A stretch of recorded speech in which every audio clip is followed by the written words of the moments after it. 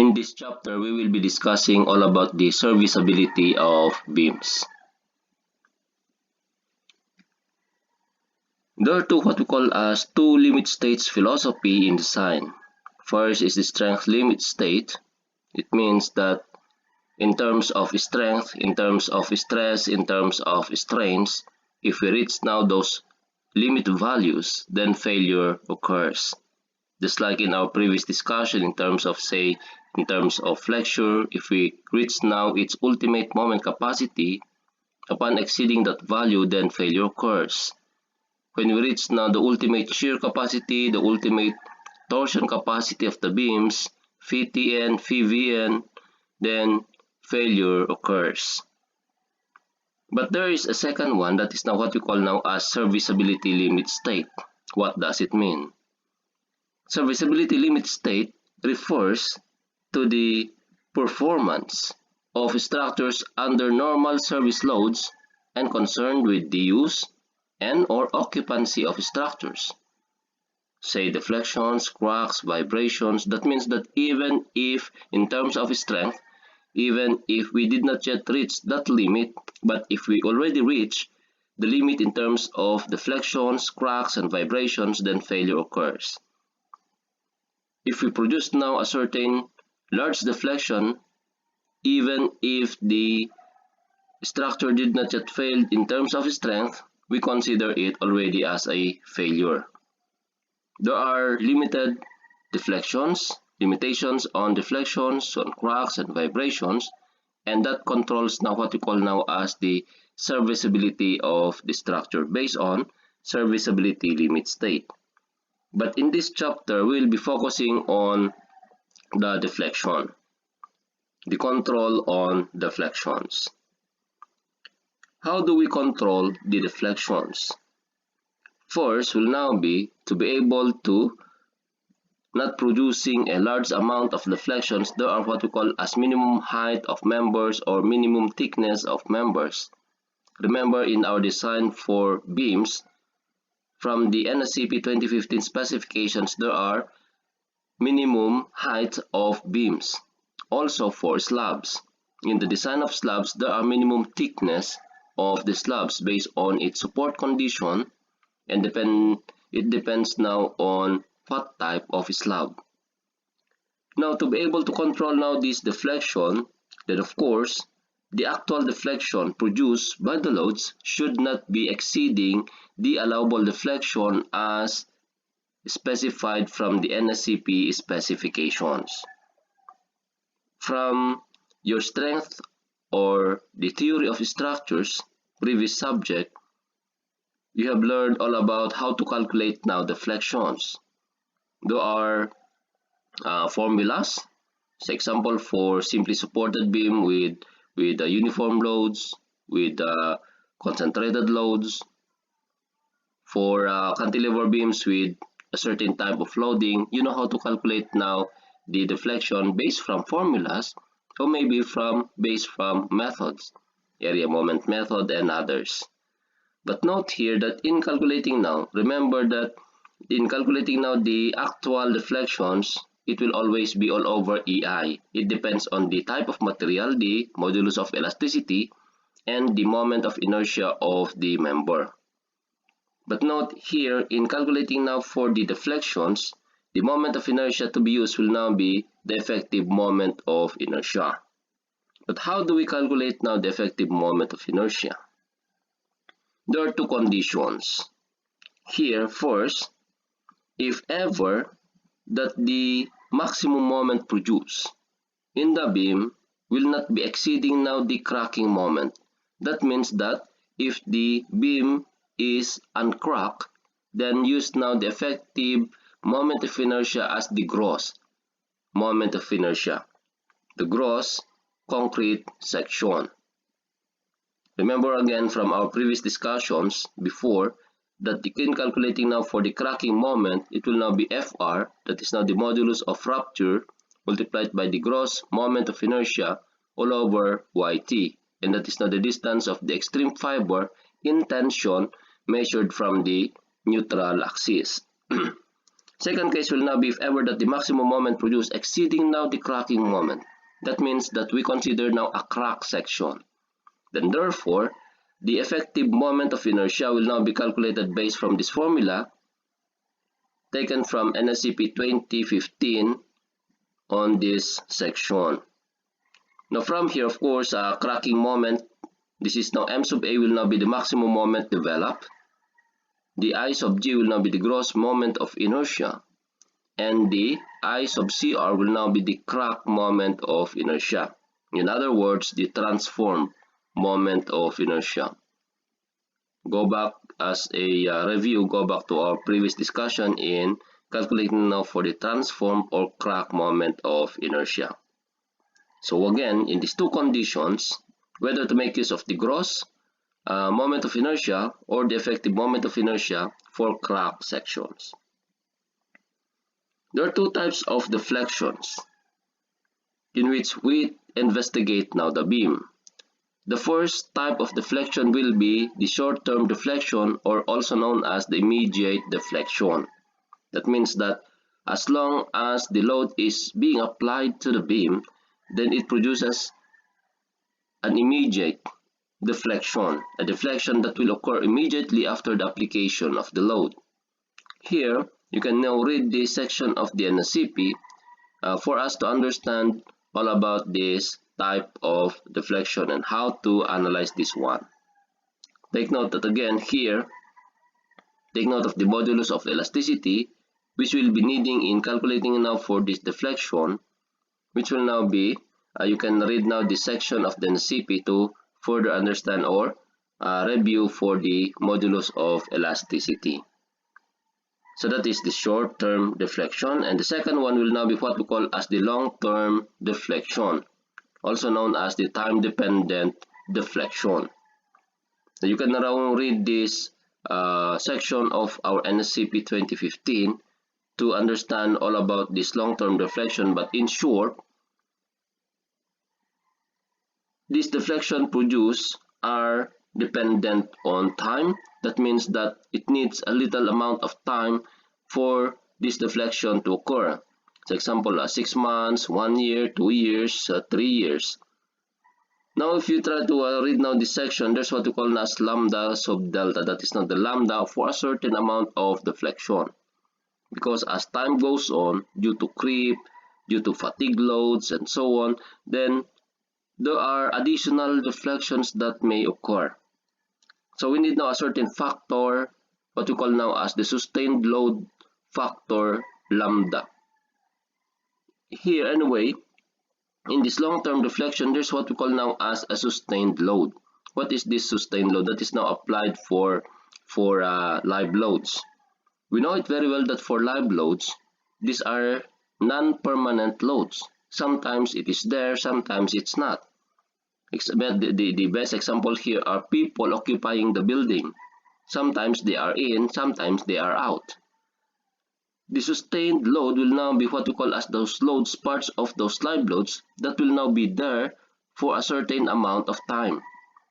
For example, 3 months, 6 months, 12 months, 60 months or more. What are those types of loads? Partition walls. Partition walls are examples of live load. Sometimes you can put the certain partition wall. Sometimes we remove. But the partition wall is not just like humans that on a certain day it is there, then after a day it's not there. That means that the type of load is sustained for a certain amount of time. Maybe that partition wall will be there for say 2 years, for 3 years, dependent on the lease of the building. Then they will now produce now those occupants, those people renting now that building will now be putting up partition walls, and they are now renting the building for 3 years. So that's a certain amount of time, and that is what we call as a sustained load. Now here we'll be needing this certain sustained load factor lambda, and this is now in terms of this Greek letter, which can be seen from this table dependent on the duration of the sustained load. There's what we call now as rho prime, that is now the reinforcement ratio of the compression bars. And we know very well that rho prime will now be AS prime, that is the area of the compression bars all over BD, the width and effective depth of the beam. We'll be needing now these values as we go on calculating now for the long-term deflections. So we know now how to calculate now immediate deflections, and again the immediate deflection will now be calculated based on formulas from your theory of structures. Then for long-term deflections, we'll be needing these values later on, how to calculate now these types of deflections. So how do we analyze? First will now be for the immediate deflection. How do we analyze? Now here in immediate deflection, we are interested only on what we call now as the deflection due to live load. Although this will now be dependent also on the deflections produced by the dead load and the combination of the dead load and live load. But we are interested only on the, mainly in the investigation, we are interested only on the deflection produced by the live load. But take note again that this is not exactly as the application of the live load and produce now or calculate now immediately the deflection produced. But here, the deflection due to live load will now be calculated as the deflection produced by the combination of dead load and live load. Then we deduct now the deflection due to live load only. Now take note that this calculation is not equal to the deflection produced by the live load only when applied to the structure, because it will not happen in actual condition. It will not happen that the deflection, I mean the load applied to the structure is live load only without the dead load, because the dead load will always be there. So that means that we need to calculate first the combination of the deflection produced both by dead load and live load. Then we deduct now the deflection due to dead load only. The difference will now be the deflection due to live load. And this calculated deflection due to live load only will now be compared to the allowable deflection as set by the code taken from table 424.2.2 from NSCP 2015. And this is now the table from NSCP. Now these highlighted parts will now be used for immediate deflections. So as you can now see here, deflection to be considered, immediate deflection and immediate deflection. The next part here below will now be for long-term deflections. This will now be divided into two, whether we are considering flat roofs or floor system. For flat roof, the allowable immediate deflection will now be L all over 180. L will now be the length of unsupported length of the member. And for flooring system, the allowable immediate deflection will now be L all over 360. Now for time-dependent or long-term deflection, the deflection that we need will now be delta sub LT, delta long-term. And this will now be calculated in this manner. The deflection due to live load, which is calculated previously from the previous slide, then plus lambda sub infinite times the deflection due to dead load. Again, take note, again, this lambda, the sustained load factor which we presented previously, plus lambda sub t, the deflection due to sustained load. Take note here that this will now be infinity because the dead load is sustained for the life of the structure. But for the sustained load, there's what we call as a sustained factor here, lambda sub t, which is now dependent on the time of application of the sustained load. Tulad nung sabi natin kanina, is example for partition walls, if it is there for 3 years, then we need to determine now the lambda of that, the factor of that based on 3 years. If the sustained load is applied for 6 months, then we need to calculate now for the lambda based on 6 months. Again, this will now be the calculation of the sustained load. So as you can now see here, this is given or calculated previously. And how do we calculate now this one? But anyway, before we discuss how to calculate now the deflection due to sustained load, this total, which is now the deflection long term, will now be compared to the allowable deflection as set by this table of NSCP. So either we make use of roof or floor, doesn't matter for long term, but the division will now be here the condition, likely to be damaged by large deflection or not likely to be damaged by large deflection. What does it mean? Sometimes there are buildings that are what we call as deflection sensitive. Example that for laboratories, there are some equipments that is very sensitive, that it does not like large deflections. That means that they will be damaged if there are big vibrations that will be occurring. For sensitive rooms, for sensitive structures, for sensitive equipments or rooms having sensitive equipments, it falls under this condition, likely to be damaged by large deflection. That means that it is the deflections is limited to a very small degree. The other one will now be not likely to be damaged by large deflection. That means that it's just an ordinary, say, residential buildings, school buildings.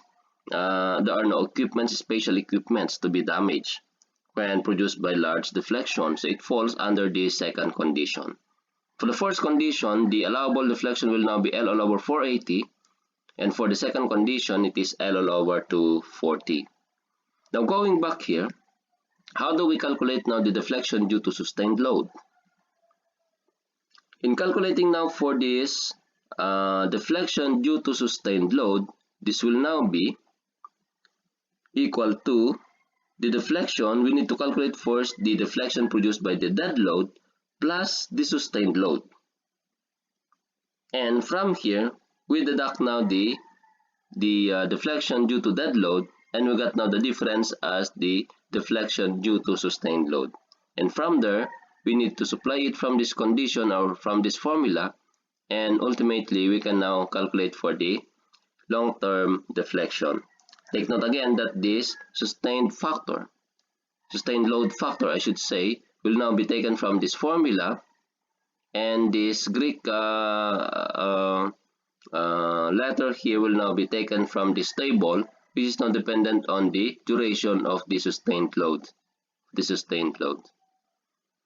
Okay, so next video we'll be discussing or presenting a certain sample problem in calculating now for deflections, both for immediate and time-dependent deflections.